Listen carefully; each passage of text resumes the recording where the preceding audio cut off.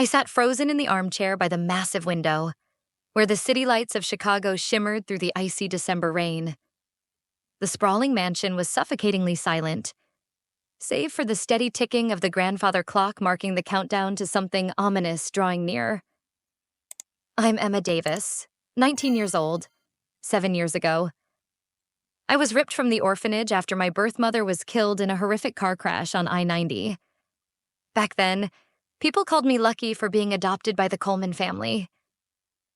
But no one knew that behind these grand iron gates was a perfectly designed trap for the powerless. Veronica Coleman glided into the room, her footsteps as light as a whisper, her smile soft and icy. The silk dress hugged her figure, radiating a kind of effortless elegance that charmed every guest at her lavish parties. But to me, it was a mask cold, calculated, and deadly. Sit up straight. Emma, my sweet little girl should always look beautiful, even with blind eyes, she said, her voice syrupy sweet, but sharp as needles against my skin. I straightened my posture, reaching for the armrest like a well-rehearsed puppet. My blank gaze never wavered. Every move had been practiced and perfected for months. To them, I was the flawless blind doll. But underneath that mask, my mind had never been sharper. Heavy footsteps echoed from the staircase. Richard Coleman entered, dressed in a tailored black suit, wearing that kind, generous smile that could fool anyone into believing he'd just donated millions to children's charities. If I hadn't overheard his late-night phone calls and witnessed those shady adoption contracts firsthand, I might have believed it too. "How's my little princess today?" His voice was honeyed, but his hawk-like eyes scanned me, hunting for weakness. I still can't see anything, I answered softly, keeping my tone gentle, my eyes wide and vacant. Richard chuckled and stepped closer. Then suddenly, he dropped a silver pen onto the hardwood floor right next to my foot. The sharp clatter pierced the air. My heart hammered in my chest, but I didn't flinch. My empty stare held steady. Good girl. Excellent reflexes. Emma. His quiet laugh dripped with meaning. I swallowed hard. They kept testing me. They suspected something but had no proof. I had to be flawless. The sedatives they gave me every night, I never swallowed them. I hid them. I needed a clear mind to keep this charade going. For months, I'd secretly studied the security system, memorized every camera angle, tracked every schedule, every habit. Every time Veronica gifted me expensive dresses or delicate necklaces, I'd flash a weak smile while choking on disgust. They thought money and luxury could buy my submission. No, I knew exactly why they kept me here. They didn't adopt me out of kindness. I was an investment, a rare commodity waiting for the highest bidder. I didn't yet know who was behind the full extent of this operation. But Richard's shady calls to powerful partners were becoming more frequent. That detail I held close. The truth would have its day, but only once I was safe. A sudden flash of lightning tore across the night sky, followed by a violent rumble. The storm tonight was stronger than usual. My eyes discreetly drifted to the security panel just visible through the cracked office door. One strong lightning strike, just one, could knock out the mansion's smart system for a few precious minutes. And I had waited a long time for that window. The same thought kept looping in my mind. What if I fail? What if this plan falls apart? Will I end up like Lily? My fingers clenched around the small necklace, the only thing I had left from my birth mother. The cold metal somehow carried her warmth. It fueled a strength I'd buried for 7 long years. Tonight, this might be my only chance. I woke up in the middle of the night, my heart still pounding from the thunder booming outside. The storm continued to ravage Chicago's sky like the very nightmare consuming my mind. Rain lashed against the windows, and the wind howled through the thick cracks of the North Shore mansion, as if trying to tear down the fake walls that held me captive. I lay motionless on the velvet-wrapped bed, my eyes wide open and vacant like a truly blind person. The door creaked softly. then eased open. Veronica appeared in the dim light, draped in a thin silk robe that barely concealed her firm, curvaceous body. Her toned legs, full chest rising beneath the flimsy fabric. This was the body Richard no longer desired, but that she expertly wielded in her dealings with more powerful men. Emma. Her voice was velvet. Just a reminder. You need to take all your pills tonight. Tomorrow's your big medical checkup. We wouldn't want any issues now, would we? I nodded slightly, offering a weak smile. Yes, ma'am. She brought the glass of water close to my lips. I carefully reached for it, sipped just enough in front of her, then set it back on the nightstand. As soon as she turned away, I spit the pill from under my tongue and tucked it deep into the mattress seam, as I had done so many times before. Her heels echoed down the hallway, fading into the distance. I sat up and reached under my pillow, pulling out a small hand-drawn map. Over the past months, whenever they slipped up, I'd charted every detail of this mansion camera locations, alarm systems, the hidden pathway leading out to the back warehouse. I recited it all in my head like a student preparing for a life-or-death exam. Then came the heavy clunk of the front door downstairs. Richard's deep voice rumbled through the night, joined by unfamiliar men's laughter. I cracked my bedroom door open and tilted my head to listen. They were gathered in the study. The merchandise is ready, Richard said. Just a few more medical clearances. Our Japanese buyer is very pleased with the file. This one's going for a record price. You sure the last girls had some complications? Another man scoffed, his voice tinged with an East Coast accent. Richard laughed. This is 7 years of careful refinement. My friend, Senator Marcus has personally vetted everything. No more mistakes. I clenched my jaw. So they were planning to sell me to some twisted Japanese buyer. And now I finally understood those other girls who died just complications in their eyes. And me, I was now their perfect specimen. Time was running out. After tomorrow's exam, they would transfer me to another facility one I'd never come back from. Suddenly, a sharp ring pierced the air. My heart seized. The sound didn't come from any of the house phones. It came from a tiny burner phone hidden beneath a loose floorboard. I'd stolen it from a careless bodyguard 2 months ago. I quickly silenced it and checked the message. One line appeared from my darknet contact. Storm's strong tonight. Power may cut. This is your window. My hand gripped the phone, sweat freezing on my skin. This was it. Everything hinged on tonight. If the power overloaded, even for a few minutes, the cameras would go dark. That would give me enough time to slip into the back warehouse, where a maintenance tunnel led directly to the Chicago River docks. I'd tested the tunnel 3 weeks ago when the guards got drunk and sloppy. But the biggest threat wasn't the security system, it was me. One wrong step, one accidental glance toward the wrong sound, one instinctive hand movement, and it'd all be over. I stood up, quietly made my way to the desk, and grabbed the white cane I'd learned to wield as naturally as a Broadway actress. The men's laughter still echoed from below.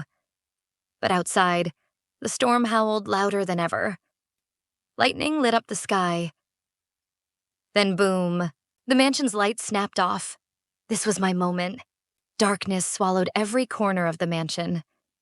Only the wind's howl slipping through the cracks, the rain whipping against the glass ceiling, and the hurried footsteps downstairs broke the silence. The guards scrambled to restore power while I, standing still behind my bedroom door. Slightly ajar quieted my breath. Tonight, it was freedom or death. I gripped my white cane tightly, inching forward like a true blind girl. But my ears were razor sharp. I could hear the soft scrape of shoe soles on carpet, the faint clicks of deactivated electronic locks as the security systems temporarily stalled. The west staircase was my first target. It led directly down to the technical warehouse at the back, the one exit not yet connected to the new biometric locks. Over months of captivity, I had secretly collected every fragment of information, technical schematics, guard shift changes, emergency override codes. Everything was for this very moment. God damn it, call the technician now. Richard's voice boomed from downstairs. They still didn't know I had left my room. I crept along the hallway, my feet brushing each step as if I'd memorized them long ago. In this darkness, I saw more clearly than ever every tiny sound mapped itself in my mind. Every draft slipping through a cracked window marked my position with eerie precision. Suddenly, a soft clatter ahead, one of the guards was patrolling the second floor. I froze, pressed flat against the wall, keeping my vacant, blind stare. His flashlight swept across my face, pausing for a moment, then slowly moved on. Emma, his voice called out. Suspicious. I flinched, fumbling for the banister like a startled child. Who's there? What's going on? I'm scared. He sighed in relief. Go back to your room, sweetheart. Just a little technical problem. Please. Where's Aunt Veronica? I heard voices downstairs. I want to be with her. My voice trembled, just shy of tears. Damn it, he grumbled. Then radioed downstairs. Victim's panicking. I'll escort her back to her room. No, if he got too close, he might spot something, anything that would expose me. My mind raced. I needed a diversion. Please, can you take me downstairs? I heard Aunt Veronica. I just want to stay with her. The guard hesitated. He didn't seem comfortable taking me off the second floor without direct orders from Richard. No can do. Back to your room. Lock the door behind you. I'll inform Veronica. At that moment, another lightning bolt struck, shaking the entire mansion. The backup power briefly flickered on, then blinked off again. Total darkness returned. The guard stepped back, fumbling with his flashlight and the nearby fuse box. This was my opening, like a cat. I swept my cane sharply at his legs. He slipped unexpectedly, slamming against the stair railing, his flashlight spinning across the floor. Instantly, I crouched low, blindly feeling along the ground until my fingers grasped the keycard that had fallen from his belt. The guard scrambled to his feet. Shit, I gasped, feigning panic. I'm sorry, I can't see. I must have hit something. I'm so scared. Before he could question me further, I straightened up and resumed my aimless fumbling with the cane, stammering. Please, Aunt Veronica, please take me to her. Back to your room. Now he barked, grabbing my arm and dragging me up the stairs. But it didn't matter, I had the keycard. He shoved me back into my room and growled, Stay in here. Don't come out again. The door slammed shut, and I heard the electronic lock engage. I stood still for a few seconds, listening to his retreating footsteps. My heart thundered in my chest. One slip and 7 years of this blind charade would unravel in an instant, without wasting another second. I pulled up the loose floorboard, retrieving the small backpack hidden beneath the bed map. Burner phone, black skin-tight clothes, mini folding knife, first aid kit, and a thin black surgical mask all prepared long ago. Outside, the storm howled. The grandfather clock in the living room struck 3 times. I slowed my breathing, clutched the cane tightly, and whispered to myself, It's now or never. Tonight truly was destined, but before I could even savor a sliver of hope, a shrill scream erupted from the basement. The storage door's been breached. We've got an intruder. The guards' faces turned ghostly pale. They immediately released me, drew their guns, and bolted downstairs like madmen. I stood frozen for a moment, my mind spinning. My plan hadn't even begun, so who was breaking in? Who would dare infiltrate this hellhole on the very night I was escaping? Or was this a setup? My chest tightened. I swallowed hard, but there was no time for panic. This could either be divine intervention or a deadly trap. I quickly turned back toward the maintenance stairwell, eyes wide open but perfectly still, in my mind. I traced the detailed map I'd memorized over 7 long years. Navigating through the narrow corridor toward the technical storage area, I swiped the stolen security card. A green light blinked. The heavy steel door unlatched with a click. Inside, the warehouse was ice cold, submerged in complete darkness. But I could hear the rapid footsteps approaching from the opposite direction. Someone else was retreating through the service tunnel. I pressed flat against the wall, holding my breath. Through a small gap, I spotted 2 burly men carrying what looked like a large metal case. Behind them, Veronica. She was dressed in a tight black leather outfit, her ample chest heaving with each urgent breath, her face stone cold, completely devoid of the sweetness she displayed to charity guests. "Move faster. Get these files out of here before the police intervene," she hissed. It felt like a slap to my face. All this time, I thought I was the only prey. But this was so much bigger. They were wiping evidence, preparing for the entire operation to collapse. Then a distant siren wailed. The unmistakable howl of Chicago's tactical unit, the police who tipped them off outside. The roar of SWAT trucks grew louder, closing in fast. The 7-year nightmare had finally begun to crack. But I knew true freedom was still far, far away. The sirens pierced through North Shore, tearing the thick blanket of night. I pressed my body against the cold concrete wall, my heart pounding. The scent of engine oil from the maintenance tunnel mixed with the thick humidity of the storm sweeping in. Through a narrow crack, I watched as Veronica and the 2 men hurried deeper into the tunnel, dragging the large steel case. That's when it hit me this wasn't just my escape. This was the mass exodus of an entire criminal empire the Coleman family had spent over a decade building. The floodlights from approaching SWAT trucks began slicing through the treetops. The tactical units were closing in. "We're almost out of time," Veronica snapped at the men, her slim waist tightening under the glossy leather. Her long legs pounded against the cement in tall stiletto boots, her entire frame radiating deadly confidence. She knew if she escaped with those documents, this whole operation could pivot and disappear. I bit my lip, my head spinning.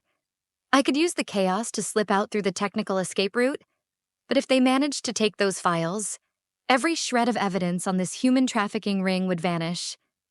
My mother once told me, "When you face the devil, you have 2 choices, run or fight." My hand trembled as I pulled the small folding knife from my waistband. I couldn't just run. Not tonight. Not after everything they'd done to me, and to girls like Lily. Veronica briefly glanced behind but didn't see me, concealed by the heavy darkness. Suddenly, gunshots exploded from inside the mansion. Everyone flinched. Then came screams. "There's a mole. A guard shot the informant." I froze. A mole. An informant. Someone had helped the police tonight. But who? From the radio on the muscular man's shoulder came an urgent transmission. "Fall back. SWAT has breached the perimeter. It's not safe. Evacuate via Tunnel 3. Veronica clenched her jaw and ordered the group to accelerate. I knew exactly where Tunnel 3 led it. Emptied out at the Chicago River docks. They reached it. They could board a yacht and vanish before the police even closed in. I darted silently behind them, using Veronica's echoing stiletto boots as my rhythmic guide through the maze of underground tunnels. Emergency lights pulsed red, casting eerie shadows through the corridor. Just a short distance remained to the steel gate leading to the docks. This was my final chance. I drew a deep breath and slipped from the darkness behind the last guard. With a powerful swing of my cane, I struck the back of his neck. He collapsed instantly, unconscious. The group spun around. Emma Veronica shrieked, her eyes wide with shock and fury. For the first time in 7 years, I stared her dead in the face. My eyes were no longer vacant. They burned with a cold, wild focus like a beast that had finally torn through its cage. "I'm not blind," I said, my voice ice cold. "And tonight, this ends."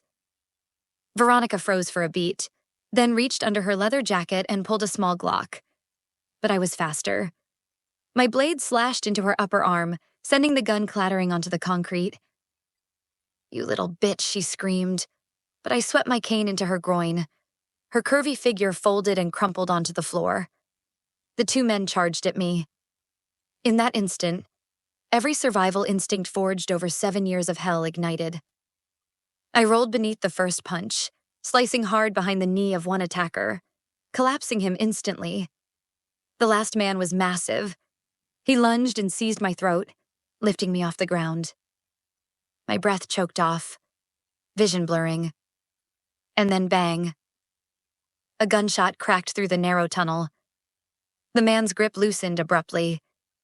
He crashed to the ground, blood gushing from a hole in his temple. I gasped for air, coughing, and whipped my head toward the shot's origin.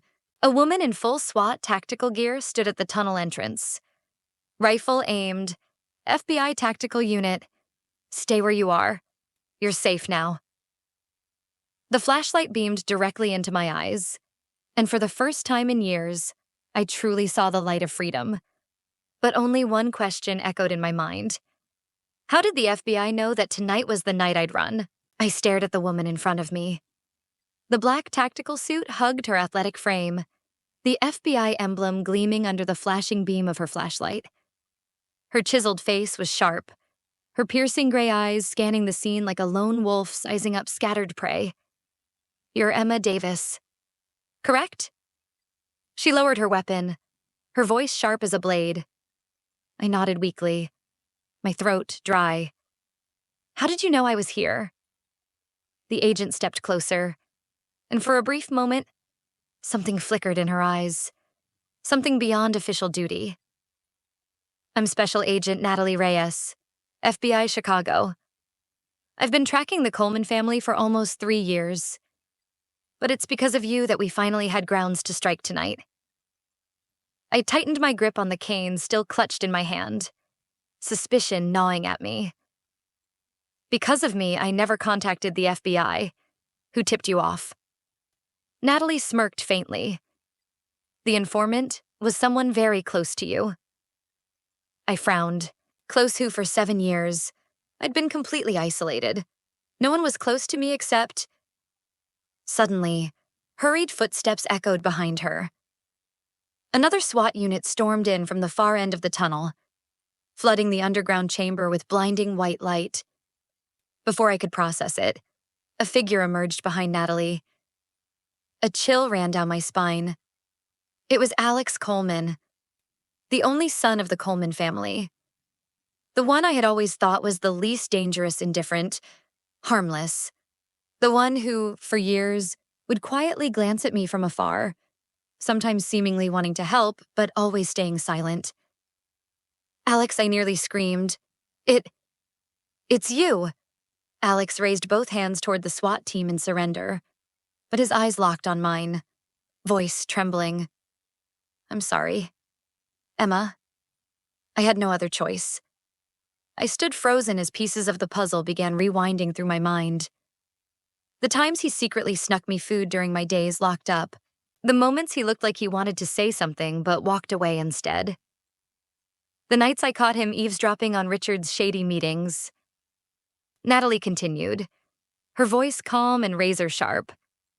"Alex has been feeding us internal files, transaction recordings, and private intel on his parents for almost a year. But we couldn't move until we had direct proof of human trafficking." I stepped back, my mind a storm of emotions.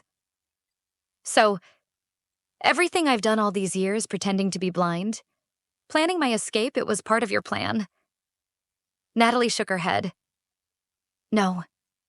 You triggered the final switch yourself. We were waiting. But your courage tonight when you faced them alone, that's what secured the warrant for this raid." Her shoulder radio crackled to life. A male voice reported main level secured. "Richard Coleman and the guards are in custody. Financial servers seized. Full transaction evidence from Japan and Russia secured." It all burst inside my head. 7 years of torment. 7 years wearing a mask of silent victimhood. 7 years being treated like currency. And now they were all caught. Natalie slowly stepped closer, lowering her voice. You're not just a victim, Emma. You're our key witness. And the only one smart and brave enough to survive this filthy web. I met her cold gaze, and for a split second, I saw something familiar, a look shared by people who'd been crushed by the system, but still stood back up. What about Veronica? I asked, glancing at the blood-soaked body still convulsing on the concrete. Natalie smirked. They won't escape. The whole empire is about to collapse. And more importantly, Senator Marcus's the puppet master behind it all has been wearing a recording wire for over 3 months. I froze, just like the snippets I'd overheard in Richard's cryptic calls. But I never imagined the FBI had reached that deep. The tactical floodlights at the tunnel's far end illuminated more figures being escorted in handcuffs toward the docks. It looked like the final scene of a mafia film, one I never believed I'd live to see. Outside, police sirens still howled beneath Chicago's relentless storm. But inside me, for the first time in 7 years, something entirely new surged, a sense of finally holding my own fate in my hands. I knew this battle wasn't over. It had only just begun. 3 months later, the Chicago Federal Courthouse was swarmed with national media. Outside, the plaza was packed with crowds holding up banners. America's largest human trafficking ring. Expose Senator Marcus Justice will prevail. The sole survivor speaks Emma Davis. I sat at the witness stand, dressed in a sharp navy suit, my gaze calm as I looked toward the bench. For the first time in 7 years, I no longer had to fake blindness, no longer had to bow my head or hold my breath in the shadows. On the defendant's bench sat the faces that had haunted me for years, now shackled. Richard Coleman sat motionless, his once polished gray suit wrinkled and disheveled. Veronica pale, her bandaged hand trembling even now. But at the center of it all was Senator Marcus Whitfield, the once celebrated political powerhouse. Hailed as a future presidential contender now facing dozens of criminal charges. The federal prosecutor stood, his voice ringing throughout the courtroom. Your Honor, the entire international human trafficking network, masked under the guise of the Whitfield International Charity Organization, systematically deceived, abducted, and sold minors from multiple countries, including dozens of victims here in Chicago. But thanks to the extraordinary bravery of one young woman, Emma Davis, the sole surviving victim, these horrific crimes have finally come to light. All eyes in the courtroom turned to me. Live TV cameras zoomed in on every twitch of my face, broadcasting to millions of Americans. Marcus, sitting beside his defense attorneys, turned to look directly at me. His eyes, once cold and unbreakable, now burned with a mix of hatred and despair. He knew his empire was crumbling. For decades, he had trusted money and political power to shield him. Alex Coleman sat in the protected witness section under FBI supervision. He was the key cooperating witness, the one who had betrayed his own family, though the weight of guilt would likely follow him for life. Today, for the first time, his eyes met mine with a silent apology. We possess complete recordings of the financial transactions, the laundering accounts, and the secret buyer lists from multiple underground auctions. The prosecutor continued. Moreover, with the wire device planted on Senator Marcus for the past 3 months, we now have irrefutable evidence of federal corruption, protection rackets, and obstruction of justice in their entirety. Marcus's attorneys scrambled to challenge the evidence, but the public outrage inside the gallery only grew louder. Security struggled to keep the courtroom in order. I closed my eyes briefly, and the memory flashed back my mother screaming on I-90 right before the car plunged off the cliff. Now I knew it wasn't an accident. Marcus and Richard had ordered her death when she dared investigate the trafficking ring from inside law enforcement. The judge's voice rang out like a bell of judgment. Defendant Marcus Whitfield, you are hereby convicted of international human trafficking, money laundering, federal criminal conspiracy, organized murder, and political corruption. The court sentences you to life imprisonment without parole. The gavel struck down, sealing one of the harshest sentences in Chicago's political history. Camera flashes lit up like a blizzard. Veronica and Richard received sentences of 60 and 75 years in federal prison. Their monstrous crimes fully exposed. Every person who had treated me like a multi-million-dollar commodity now lay crushed beneath the full weight of justice. Outside, the crowd roared. Many burst into tears, applauding. And I did not cry.